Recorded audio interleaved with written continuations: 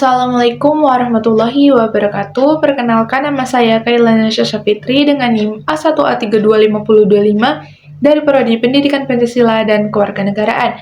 Pada kesempatan kali ini, saya akan menjelaskan salah satu bab dari buku Dinamika Isu-Isu Global Kontemporer, yaitu bab 17 tentang liberalisasi pendidikan tinggi. Yang pertama, saya akan membahas pendahuluan dari bab tersebut, yang dimana pendidikan tinggi itu telah bergeser dari kebutuhan sekunder menjadi kebutuhan primer. Kemudian di Indonesia, jumlah mahasiswa aktif itu melonjak dari hampir 3 juta jiwa pada tahun 2001 dan 2002 menjadi lebih dari 4 juta jiwa pada tahun 2009 dan 2010. Kemudian, tren yang serupa juga terjadi di Korea Selatan, yang dimana sebanyak 82% lulusan SMA itu sudah pasti melanjutkan ke perguruan tinggi pada tahun 2001. Angka yang jauh dari hanya 5% pada akhir tahun 1970-an. Nah, meningkatnya permintaan ini yang mendorong perguruan tinggi itu berlomba-lomba menjadi world class university dan sekaligus membuka pintu bagi masuknya agenda liberalisasi pendidikan tinggi ke tataran nasional dan global. Kita masuk ke pembahasan subbab pertama, yaitu internasionalisasi dan liberalisasi pendidikan tinggi, yang dimana pendidikan tinggi itu telah melampaui batas-batas negara. UNESCO menyebutnya sebagai pendidikan transnasional, dan sementara Jane Knight lebih memilih istilah internasionalisasi, yaitu proses pengintegrasi dimensi internasional dan global ke dalam tujuan dan penyelenggaraan pendidikan pasca sekunder. Dua kekuatan besar ini mendorong proses diversifikasi pendanaan yang membuka ruang bagi sektor swasta dan agenda lembaga internasional. Bank Dunia melalui kerangka kebijakan Higher Education pada tahun 1994 merekomendasikan diferensiasi institusi, diferensiasi pendanaan, dan redefinisi peran pemerintahan. WTO melalui GATS memasukkan pendidikan tinggi sebagai salah satu sektor jasa yang disepakati untuk diliberalisasi sejak putaran Uruguay pada tahun 1986 sampai 1994. Subbab selanjutnya membahas kritik terhadap liberalisasi, yang dimana banyak para ahli berpendapat bahwa pendidikan itu bukan komoditas biasa. Fasel dan Sander menegaskan bahwa pendidikan adalah hak asasi manusia yang harus bisa diakses oleh semua orang. Pendidikan yang berkualitas itu membentuk tenaga kerja kompeten, memperkuat daya saing, dan menjamin pemerataan pengetahuan tanpa memandang kelas sosial. GATS menjadi titik panas perdebatan ini, di mana sebagai perjanjian di bawah WTO, GATS menempatkan nilai-nilai ekonomi di atas nilai sosial layanan publik.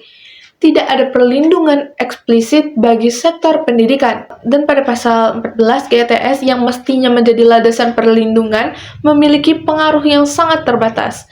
Proses menuju world class university yang dipicu liberalisasi pun justru memperlebar kesenjangan akses.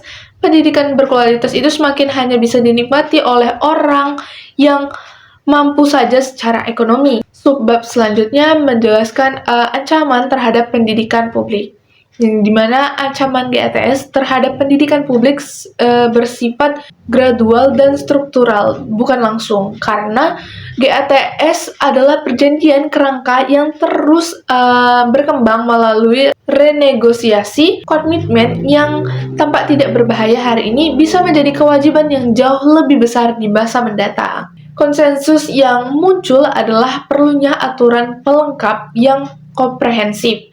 Aturan yang memperhitungkan seluruh fungsi pendidikan, bukan hanya dimensi ekonominya, agar manfaat liberalisasi ini bisa dimaksimalkan sekaligus kerugiannya diminimalkan. Subbab selanjutnya menjelaskan reaksi masyarakat di berbagai negara.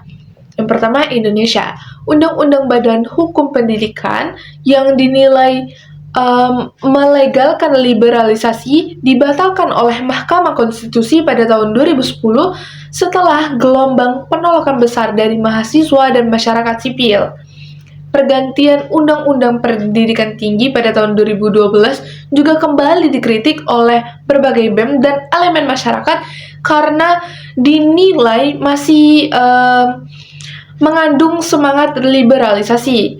Kemudian di negara Eropa, yaitu di Hungaria, mahasiswa itu besar-besaran menolak pemangkasan universitas yang dibiayai oleh negara.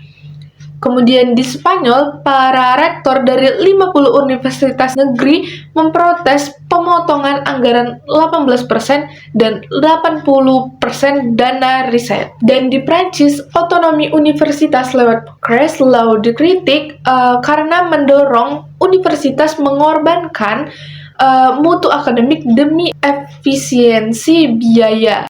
Di Korea Selatan juga menghadapi ironi, yaitu universitas yang dulunya dibangun masif kini kekurangan mahasiswa akibat angka kelahiran yang rendah.